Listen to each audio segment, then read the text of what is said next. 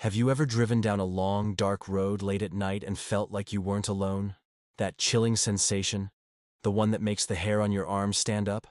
Well, tonight, we're going to lean into that fear. This is the story of Jenna, a story that will make you check your back seat every time you get in your car after dark. Jenna worked the late shift at a diner. Every night, after midnight, she faced the same long, lonely drive home. The road was a narrow ribbon of asphalt cutting through a dense, dark forest. It was the kind of road that felt ancient, like it held secrets. On this particular night, the air was heavy and still. Thick clouds blanketed the sky, swallowing the moon and stars, plunging the world into an inky blackness.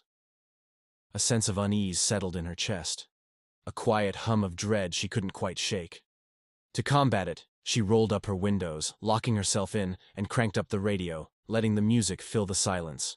She tried to convince herself it was just fatigue from a long shift. She was about halfway home when a flicker of movement in her rearview mirror caught her eye. She glanced up, expecting to see the headlights of a distant car. But it wasn't a car. Her heart slammed against her ribs. There was a man sitting in her back seat. He was perfectly still, his body shrouded in the deep shadows of the car.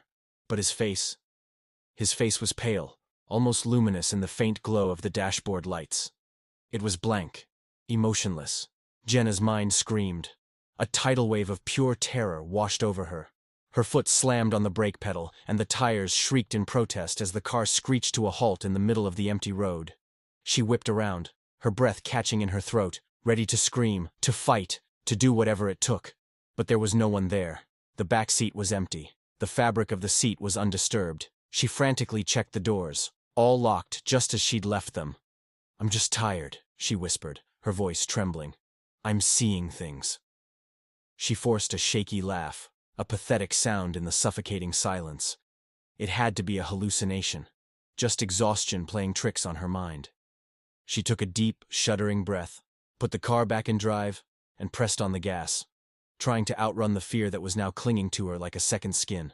She drove for what felt like an eternity, her eyes darting between the road ahead and the rearview mirror. The music from the radio was just noise now, unable to drown out the frantic thumping of her own heart. She told herself not to look back again. Don't give in to the panic. But the temptation, the need to know, was overwhelming. Slowly, her gaze drifted upward to the mirror, and her blood ran cold. He was there again. The same man, the same pale, lifeless face. But he was closer this time, leaning forward slightly from the center of the seat. His dark, hollow eyes were fixed on hers in the reflection, and his expression was still utterly blank. It was the emptiness in his eyes that was the most terrifying part. This time, she didn't just break. She screamed, a raw, primal sound, and wrenched the steering wheel to the side. The car lurched violently, skidding onto the gravel shoulder.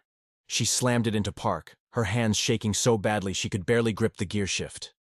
Whirling around again, her body coiled like a spring. She found nothing. The back seat was empty.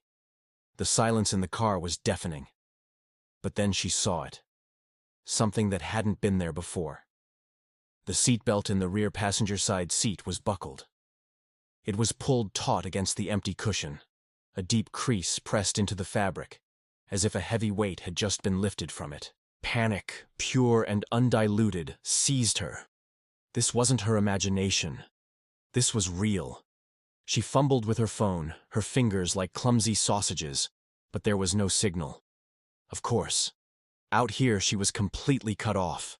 Every instinct screamed at her to get out of the car and run, but where would she go? Into the pitch-black forest that pressed in on all sides. The car, which moments ago felt like a trap, was now her only shield. She hammered the lock button on her door again and again, a frantic, repetitive motion. Then she floored it. The engine roared, and gravel flew as she peeled back onto the asphalt, driving faster than she ever had before. Home. She just had to make it home. The road seemed to stretch on forever, twisting and turning in the darkness. Every shadow seemed to move, every rustle of leaves in the trees sounded like a whisper. Her eyes were glued to the rearview mirror now. She couldn't look away. It was a terrifying vigil. But the thought of being surprised again was worse. For 10 minutes, the mirror showed only an empty road behind her. A sliver of hope began to bloom in her chest. Maybe it was over. Maybe she had left him behind. She dared to take a deeper breath, to let her shoulders relax just a fraction, and then he was back. Her breath hitched, a strangled gasp. He wasn't just in the back seat anymore. He was right behind her. His face filled the mirror, so close that she could see the faint texture of his unnaturally pale skin. He was leaning over the headrest, his head just inches from hers, and his blank expression was gone. His lips were stretching, pulling back from his teeth into a slow, wide, impossible smile. It was a smile of pure malice, a silent promise of something awful. Jenna screamed, a sound torn from the very depths of her soul. She yanked the wheel, trying to swerve, to crash, to do anything to make it stop. But the steering felt impossibly heavy, sluggish, as if someone else's hands were on it, guiding it, holding it steady. A cold draft washed over the back of her neck, and the glass of the rearview mirror began to fog, clouded by a breath that wasn't hers. The unnatural smile widened in the fogged reflection. That was the last thing Jenna ever saw. The next morning, the sun rose on a quiet, peaceful scene. A highway patrol officer, making his morning rounds, noticed a car idling on the shoulder of the lonely forest road. The engine was still running, humming softly. The doors were all locked from the inside. But the driver's seat? It was empty. The officer peered into the back and a chill went down his spine, despite the morning warmth. In the back seat, one of the seat belts was still buckled tightly over the empty seat. And pressed deep into the fabric, perfectly preserved, were the faint, unmistakable fingerprints of a hand. As if someone had been sitting there, waiting, all through the long, dark night. So, the next time you're driving alone after dark, and you get that strange feeling, that prickle on your neck, do you dare to look in the rearview mirror? Thank you so much for joining me for this chilling tale. If you enjoyed it, please hit that like button, and consider subscribing for more stories that explore the darkness. Stay safe out there, and always, always check your back seat.